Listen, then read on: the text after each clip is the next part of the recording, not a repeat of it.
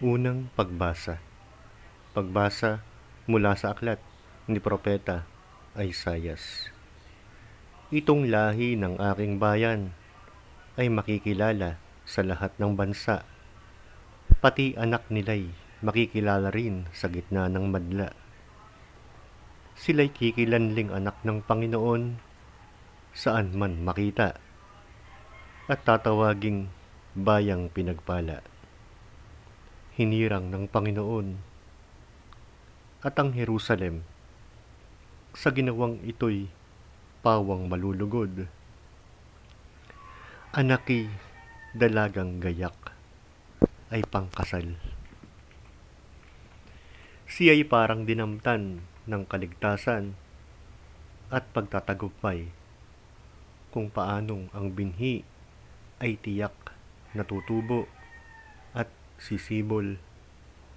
Gayon ang pagliligtas ng Panginoon sa bayang kanyang hinirang. Dahil dito, lahat ng bansa ay magpupuri sa Kanya. Ang salita ng Diyos. Salamat sa Diyos. Salmong tugunan. Diyos kong tagapagligtas, pinupuri kitang wagas. Pinupuri ko kayo poon dahil sa kaloob ninyo sa akin. Pinagtatawanan ko ngayon ang aking mga kaaway, sapagkat iniligtas ninyo ako sa kadustaan. Diyos kong tagapagligtas, pinupuri kitang wagas. Nagapi ninyo ang mga makapangyarihan at pinalalakas ninyo ang mahihina. Kaya ang dating mayayaman ay nagpapaupa para mabuhay. Masagana ngayon ang dating maralita. Ang dating baog, nagsilang ng mga anak. At ang maraming supling ay sa lungkot nasadlak. Diyos kong tagapagligtas, pinupuri kitang wagas. Kayo, poon, ay may kapangyarihang magbigay o bumawi ng buhay. Maaari ninyo kaming patayin, maaari ring buhayin.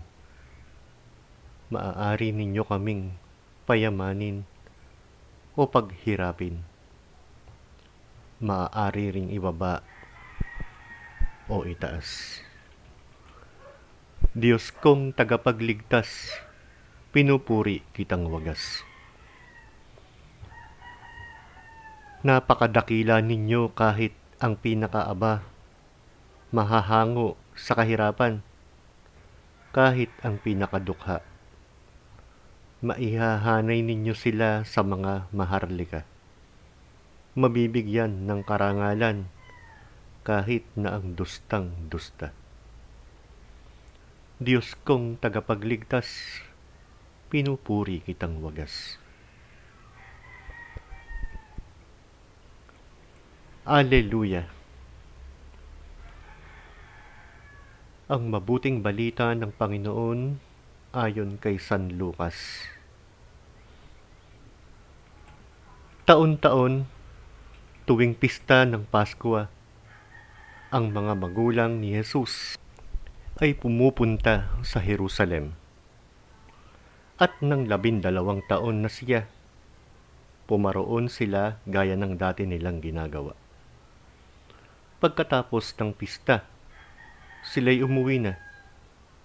Nagpaiwan si Jesus sa Jerusalem, ngunit hindi ito napansin ng kanyang mga magulang. Sa pag-aakala ng isa na si Jesus ay kasama ng isa, nagpatuloy sila sa maghapong paglalakbay. Nang malaman nilang hindi siya kasama, siya'y hinanap nila sa kanilang mga kamag-anak at kakilala. Hindi nila siya matagpuan, kaya't bumalik sila sa Jerusalem upang doon hanapin. At nang ikatlong araw, natagpuan nila si Jesus sa loob ng templo, nakaupong kasama ng mga guro. Nakikinig siya sa kanila at nagtatanong, at ang lahat ng nakaririnig sa kanya ay namangha sa kanyang katalinuhan. Nagtaka rin ang kanyang mga magulang nang siya'y makita. Sinabi ng kanyang ina, "Anak, bakit naman ganyan ang ginawa mo sa amin? Balisang-balisa na kami ng iyong ama sa paghahanap sa iyo." Sumagot siya, "Bakit po ninyo ako hinahanap? Hindi ba ninyo alam na ako'y dapat na nasa bahay ng aking ama?" Ngunit hindi nila naunawaan ang pananalitang ito. Siya'y umuwing kasama nila sa Nazaret at naging isang masunuring anak. Ang lahat ng bagay na ito ay iningatan ng kanyang ina sa kanyang puso. Ang mabuting balita ng Panginoon. Pinupuri ka namin, Panginoong Hesukristo. Mga kapatid, ang ebanghelyo natin ngayon ay nagdadala sa atin sa isang napakapamilyar na sitwasyon ng pamilya Vatican News. Ang pagkawala ng isang anak. Isipin na lamang natin ang matinding kaba, ang takot, at ang hapis na naramdaman ni na Jose at ng mahal na Birheng Maria nang mapagtanto nilang nawawala ang 12 taong gulang na si Jesus.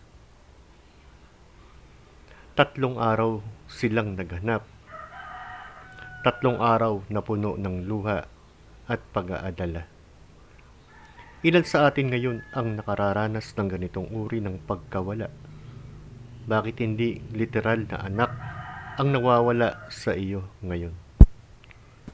Baka ang nawawala sa iyo ay ang iyong kapayapaan ng isip.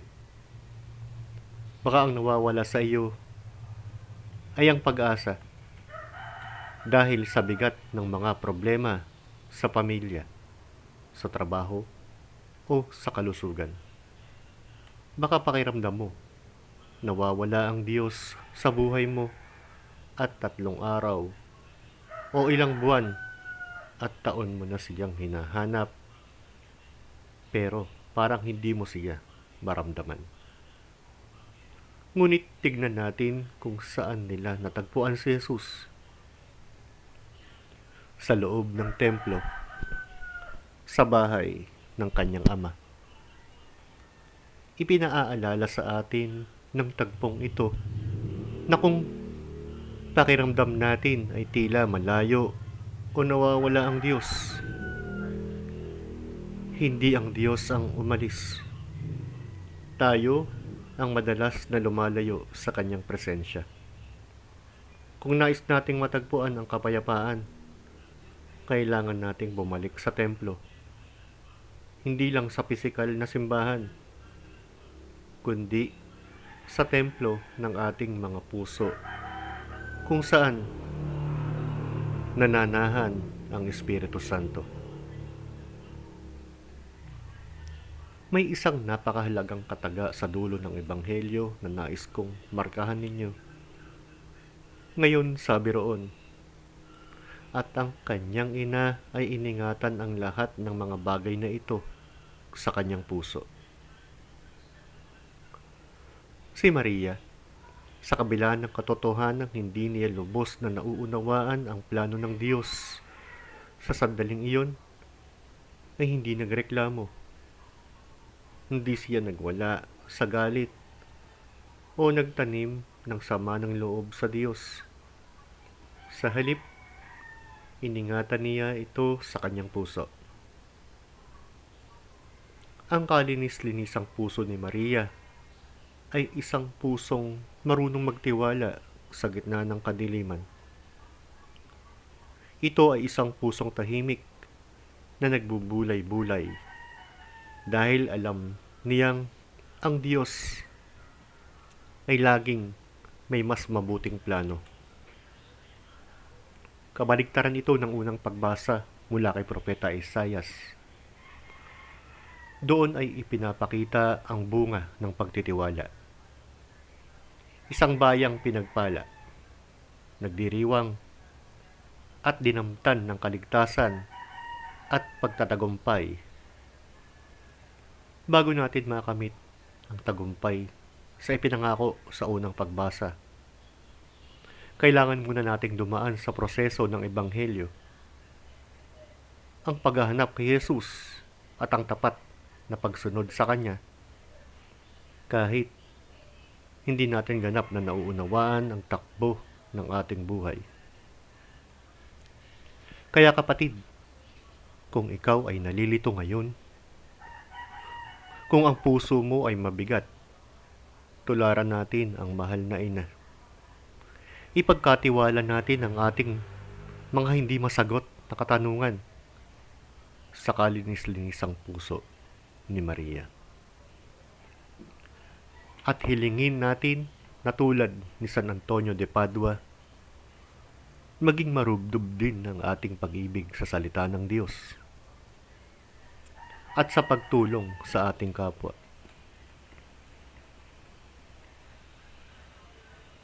Samahan ninyo ako sa isang taimtim na panalangin.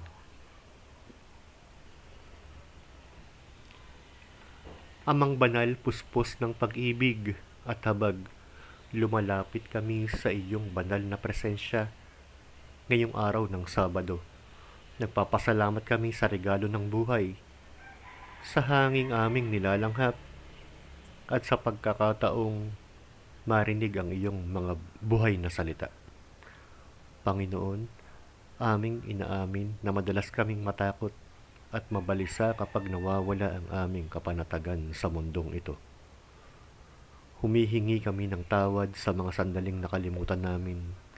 Hanapin ka sa iyong templo. At sa halip ay hinanap namin ang kaligayahan sa mga material na bagay at pansamantalang aliw ng mundo.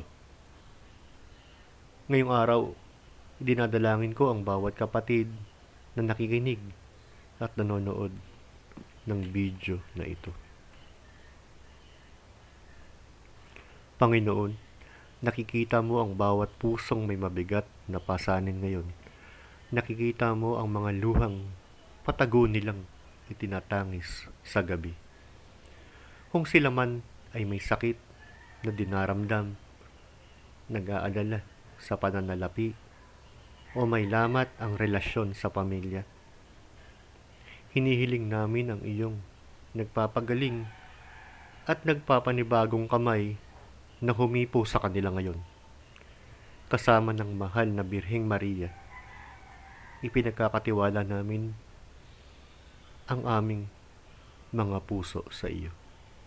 Bigyan mo kami ng isang pusong malinis, isang pusong matiisin, at isang pusong marunong mag-ingat ng iyong mga pangako kahit sa gitna ng pagsubok. Tulungan mo kaming maging masunurin sa iyong kalooban, tulad ng pagiging masunurin ng batang si Jesus sa kanyang mga magulang sa Nazaret. Ang lahat ng ito ay aming itinataas at isinasamo sa matamis na pangalan ng iyong anak na si Jesus, kasama ng Espiritu Santo, magpasawalang hanggan. Amen. Sa ngalan ng Ama, ng Anak, at ng Espiritu Santo. Amen.